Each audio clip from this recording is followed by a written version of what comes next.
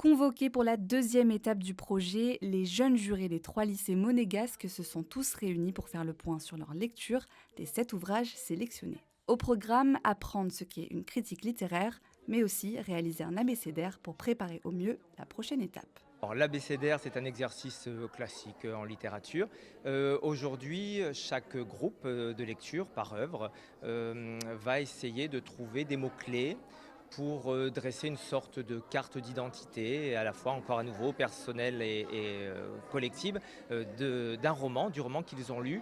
Ils vont choisir donc 26 mots qui peuvent représenter un thème du livre, qui peuvent représenter une émotion, un avis. Et ça va nous donner une première lecture des romans qui se détachent dans le groupe de 7 romans. Une étape essentielle dans l'avancement du projet, mais aussi complémentaire au cours de français, puisqu'elle permet aux élèves d'argumenter leur choix, ce qui est au programme de seconde. Par groupe, les jurés ont débattu sur les mots-clés du livre à garder. On se base sur le livre qu'on a lu. Donc nous, on a lu La Maison Vénéneuse et on va pouvoir écrire sur des thèmes, des personnages et en fait tout ce qui nous vient un peu à la tête avec toutes les idées et tous les mots qui nous viennent par rapport au livre. Le premier mot qu'on a trouvé, c'était les Alpes, parce que le décor il se passe là-bas, donc toute l'histoire se déroule dans les Alpes et on trouvait ça important. En fait, quand on lit le livre, on le ressent. C'est ça, c'est les émotions qu'on reçoit quand on lit le livre. Le mot que je retiens le plus, c'est simplicité.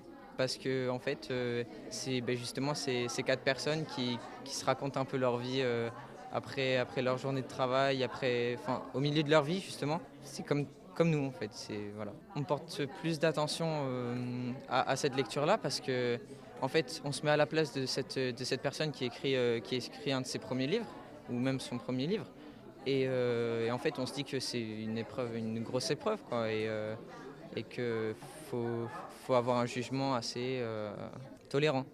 La tolérance sera justement primordiale pour la 3e étape qui aura lieu en avril prochain, où les élèves devront réaliser une critique littéraire sous forme de capsule vidéo.